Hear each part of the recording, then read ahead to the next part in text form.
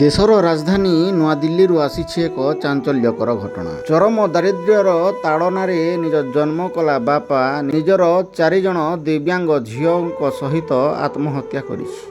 ବିହାର ଅଞ୍ଚଳର ବାସିନ୍ଦା ହୀରାଲାଲ ଶର୍ମା ନିଜର 4 ଜଣ ଦିବ୍ୟାଙ୍ଗ ଝିଅଙ୍କ ସହିତ ରହୁଥିଲେ ଦିଲ୍ଲୀର ରଙ୍ଗପୁରୀ ଇଲାକାରେ। ସେ ରହୁଥିବା ଭଡ଼ା ଘରୁ 3-4 ଦିନ ହେଲା କେହି ବାହାରି ନଥିବା ବେଳେ ସେଠାରୁ ଦୁର୍ଗନ୍ଧ ବାହାରୁଥିବାରୁ ଲୋକେ ପୁଲିସକୁ ଖବର ଦେଇଥିଲେ।